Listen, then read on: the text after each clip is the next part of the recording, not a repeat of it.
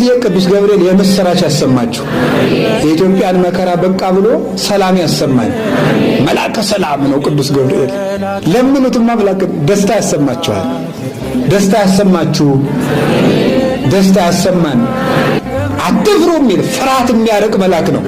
ዘካርያስ አትፍራ አለው። ሊቃውንት ሲተረጉሙ ለመልአክ ፍርሃት አርቆ መናገር ልማድ ነውና ይላል። መልአክ ፍርሃት አርቆ ይናገራል። ሰይጣን ግን ፍርሃት አርቆ አይናገርም። ፍርሃት ያርቃል፣ የተቋጠረ ይፈታል። የእግዚአብሔር ስም ያረፈበት ስም ሁሉ ይፈራል። ቅዱስ ገብርኤል ትልቅ ደስታ ተሸክሞ ይመጣል። ያ ትልቅ ደስታ አማኑኤል ይባላል። እነሆ ትወልጃለሽ፣ ስሙን አማኑኤል ትይዋለሽ። አማኑኤል የሚለውን ስም ተሸክሞት የመጣ ቅዱስ ገብርኤል ነው። ሐዘን ለነበረበት ዓለም ለመጀመሪያ ጊዜ የመጀመሪያውን ደስታ ይዞት የመጣው ቅዱስ ገብርኤል ነው። ገብርኤል በሉስ። እዚህ ውስጥ ምን አለ? ምን አስተዋላችሁ? ኤል የሚል ስም አለ።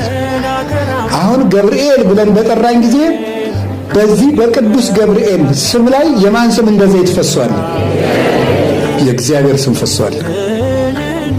ገብርኤል ሲባል እግዚአብሔር ለዚህ ነው እስራኤልን ስሜ በላዩ ላይ አለና መላኬን እንዳታሳዝኑት ተጠንቀቁ ያለ።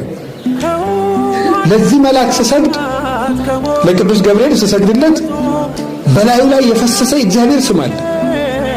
ይሄን ስም ይዞ ነው የሚመጣ። ቅዱስ ገብርኤል ሲመጣ ገብርኤል ገብርኤል ገብርኤል ሲሉት ሊቃውንቱ በማህሌት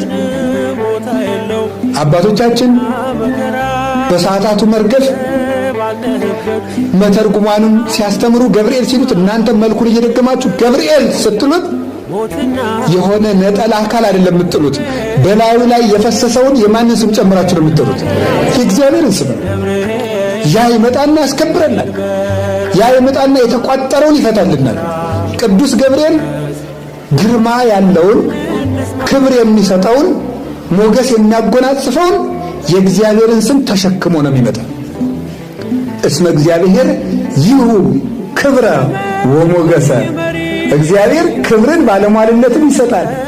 እያስተጸንሶሙ እግዚአብሔር ለለያውሩ በይዋሃት። በቅንነት ጸንተው የሚኖሩትን እግዚአብሔር ከባለጸግነቱ አሳጥቶ አያስቸግራቸውም። እግዚአብሔር ክብርና ሞገስን ይሰጣል።